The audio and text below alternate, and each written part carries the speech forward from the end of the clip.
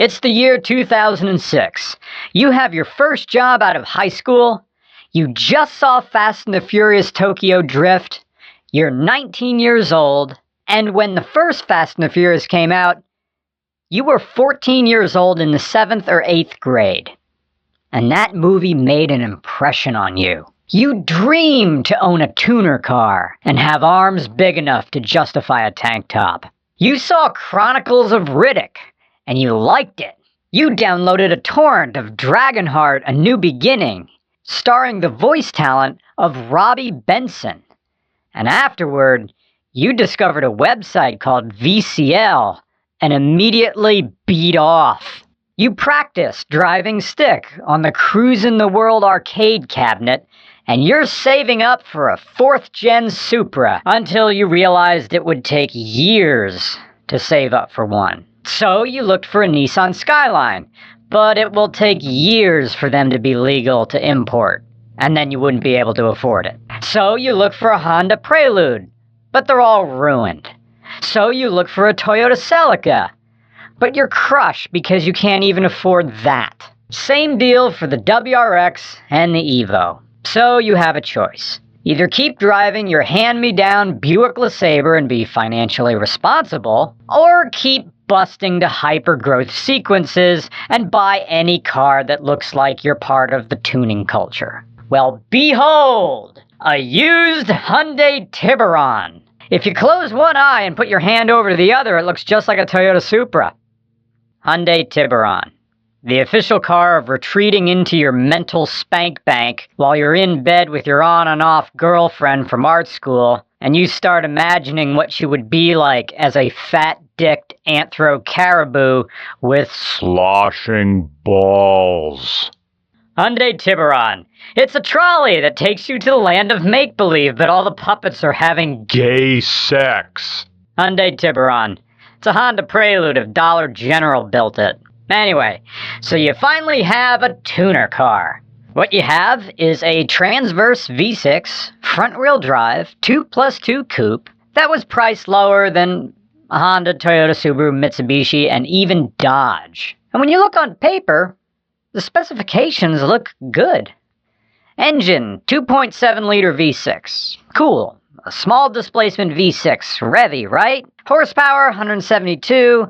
With 181 foot-pounds of torque. Alright, it's under 200 horsepower, but I guess that's okay. All for the MSRP in 2004 if it was new, for the GT, which is, V6, for $19,639. Adjusted for inflation to 2024, this thing would have originally sold for $32,727. But this was 20X Hyundai, and back then they had the build quality of Cybertrucks. Yes, I know, Hyundai Kia today still has transmission problems with their CVTs and carbon fouling with their GDI-only engines, but back in 2004 they had no street cred, no build quality, and all they had is really their 100,000-mile warranty that the dealerships sometimes honored. This is before the Veloster, before the Stinger, before the...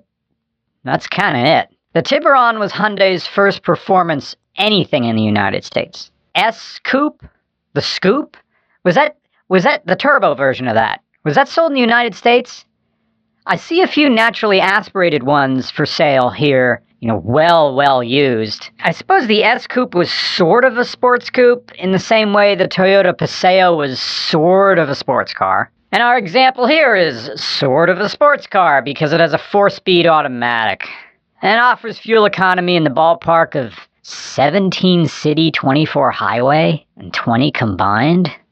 Ugh, not great. So, the owner, Nick, brought this back in high school, on the same day he crashed his Chrysler Cirrus. I can't speak to the quality of the Cirrus, but this is probably at least comparable. And Nick bought it at a wrecking yard. Sometimes you go to wrecking yards and they will have complete vehicles there with titles. There maybe are titles, but hey, it's a running vehicle. And he rebuilt the engine, making this the first Hyundai I've ever encountered where someone had the patience and thought it was financially prudent to rebuild the engine on a Hyundai. So he made modifications over the years. It could be the Tuscany badges, which is the name of this car in South Korea. And what a new era we're in now, where Korean domestic market badges are now a desirable thing. Yo, bro, it's KDM! KDM, bro! Yeah, hold on, let me make this a little bit better.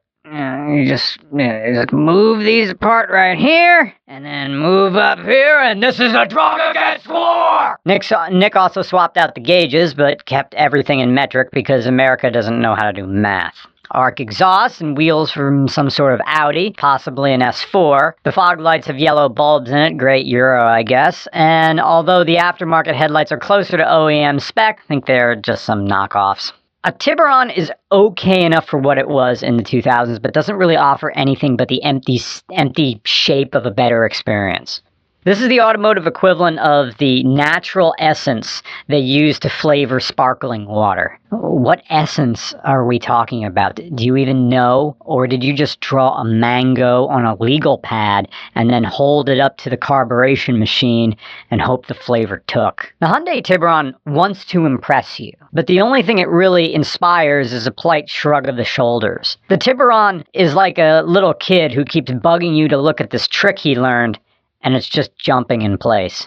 It wouldn't be as much of a problem if its mechanical efficiency wasn't so tenuous. This is one of the interference engines, many that they made, so if that timing belt that goes all the way around the V, if that breaks, well, so do your valves, so do your pistons, so does everything. And this is well before Hyundai's critical reevaluation. In 2004, Hyundai was still as poisonous as Kia and as toxic as any of the brands GM was on the verge of sending to an early grave. You got a Hyundai when you couldn't afford a Honda. But this, in a way, was the Veloster before the Veloster. But whereas the Veloster was more of a copy of a European hot hatch, this, sadly, is a whole lot closer to an SN95 Mustang. And for that, you might as well just get a Civic. If a Honda is Bailey's, then this is Ryan's. The Tiburon debuted in 1996 and left in 2008, which also left a gap before the Veloster started, I believe, in 2011, 2012.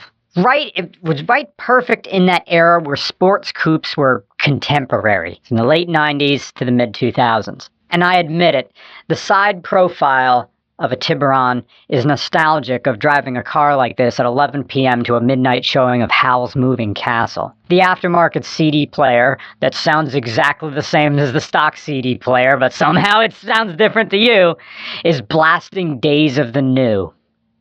Donnie McConnelly is riding shotgun. He's going through a phase where he wants everyone to call him the Don Mocker. Sitting sideways in the back is Trevor Mindberry, and he asks McConnelly to move his seat forward, and Donnie McConnelly responds by reclining his seat even more. Is that better? Yeah, that's perfect, thanks.